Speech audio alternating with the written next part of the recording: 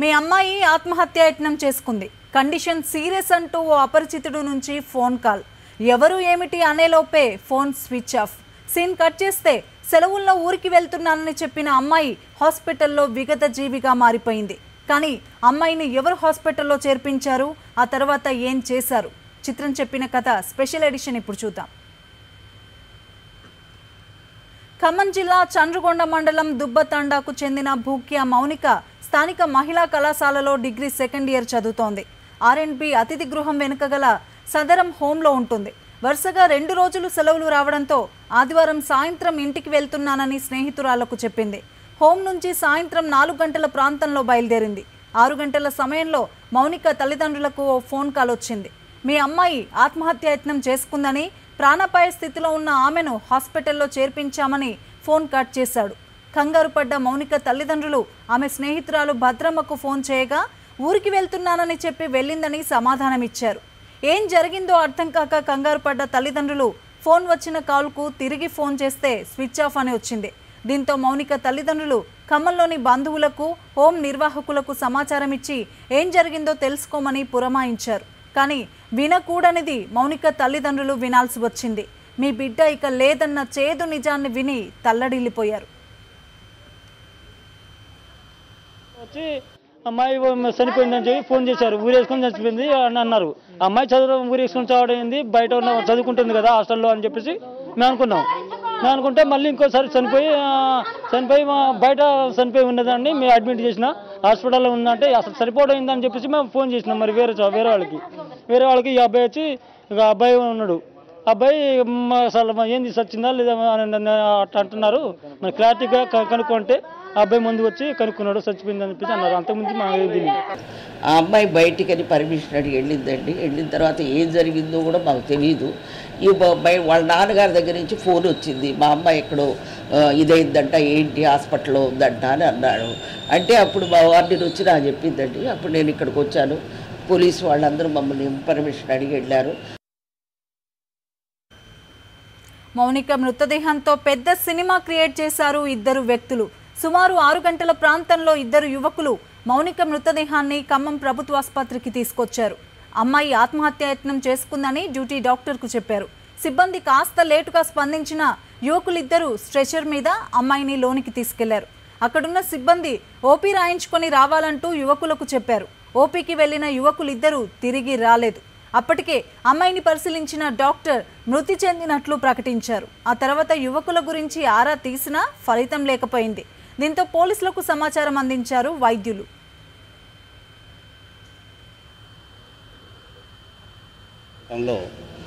ఇద్దరు గుర్తు తెలియని వ్యక్తులు ఒక అమ్మాయిని గవర్నమెంట్ హాస్పిటల్ తీసుకొచ్చి ఊరేసుకున్నది, కొంచెం ప్రాణాపాయ స్థితిలో ఉన్నది, కొంచెం ట్రీట్మెంట్ చేయండి అని చెప్పేసి గవర్నమెంట్ డాక్టర్ గారికి రిక్వెస్ట్ చేస్తే వారు ఓపీ చిట్టి రాసుకురా, నేను ఈ లోపల ట్రీట్మెంట్ చేస్తానని చెప్పేసి ట్రీట్మెంట్ చేద్దామని చెప్పేసి దగ్గరికి వెళ్ళి చూశారు. ఆమె చనిపోయి ఉంది. ఓపీ చిట్టి తీసుకొస్తా అన్న పిల్లలు వాళ్ళు వెళ్ళిపోవడం జరిగింది. వాళ్ళు ఎవరో కూడా ఇప్పటివరకు గుర్తు తెలియలేదు. వైద్యులు ఇచ్చిన సమాచారంతో దర్యాప్తు మొదలుపెట్టారు పోలీసులు. మౌనిక మృతదేహాన్ని తీసుకొచ్చిన ఇద్దరు యువకుల దృశ్యాలను పరిశీలించారు. అసలు అమ్మాయికి యువకులకు మధ్య సంబంధాలేంటి, మౌనిక ఎలా చనిపోయింది, ఎవరు ఎందుకు చంపారు అన్న కోణంలో దర్యాప్తు చేపట్టారు.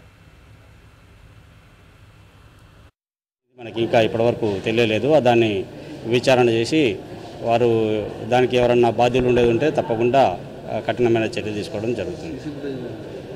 సీసీ ఫుటేజెస్ అంటే మన గవర్నమెంట్ హాస్పిటల్లో సీసీ కెమెరాస్ ఉన్నాయి. వాటిల్లో సీసీ ఫుటేజెస్ కూడా కలెక్ట్ చేస్తున్నాము. కలెక్ట్ చేసి దానిలో ఎవరు నిందితులు, అతని ఈ అమ్మాయిని చనిపోయిన అమ్మాయిని తీసుకొచ్చిన వాళ్ళు ఎవరనేది కూడా గుర్తుపట్టడానికి అయితే తమ కుమార్తెకు ఎలాంటి ప్రేమ వ్యవహారాలు లేవని మౌనిక తండ్రి ఆవేదన వ్యక్తం చేస్తున్నారు. ఎవరిపై అనుమానం లేదని చెప్పారు. మరోవైపు మౌనిక ప్రవర్తనపై కూడా మాకు ఎలాంటి అనుమానం లేదని హోం నిర్వాహకురాలు స్పష్టం చేసింది. లవ్ మ్యాటర్ లాంటివి కూడా మా దృష్టికి రాలేదని చెప్పారు. లవ్ మ్యాటర్ కూడా తెలియదు, అసలు ఏం తెలియదు. చనిపోయిందంటే అసలు ఏంది కారణం.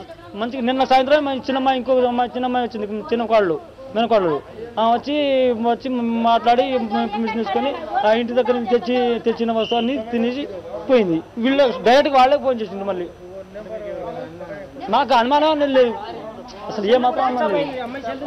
అమ్మాయి సెల్ స్విచ్ ఆఫ్ అయింది. ఆయన కూడా ఫోన్ ఒకసారి మాట్లాడిండు, మరి 2 సార్లు స్విచ్ ఆఫ్ చేసుకుండు.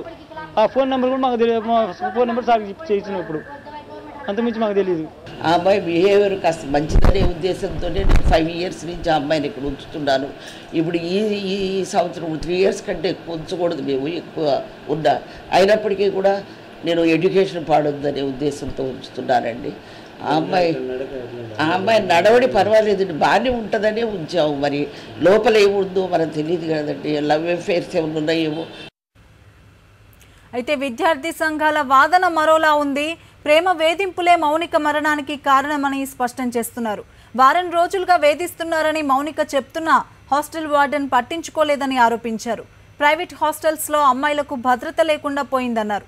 సాయంత్రం వేళల్లో లేడీస్ హాస్టల్స్ ముందు విచిత్రమైన పరిస్థితి నెలకొని ఉంటుందన్నారు.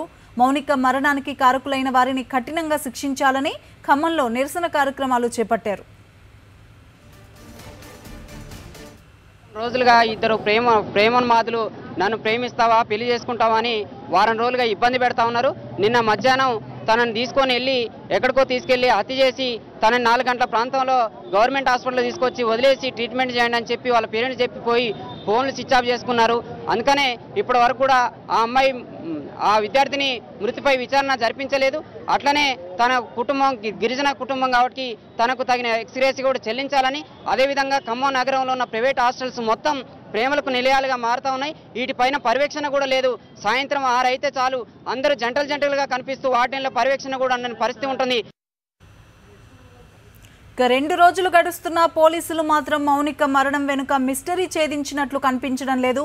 దీనిపై పూర్తి వివరాలు మా కరెస్పాండెంట్ రాజుని అడిగి తెలుసుకుందాం. రాజు, మౌనిక మరణానికి సంబంధించి అనేక వార్తలు వస్తున్నాయి. ప్రేమ వేధింపులని కొందరు, అలాంటిదేమీ లేదని మరికొందరు. అసలు సీసీ ఫుటేజ్ వివరాలు ఉన్నా కూడా పోలీసులు ఎందుకని యాక్షన్ తీసుకోలేకపోతున్నారు? ఏం చెప్తున్నారు అసలు?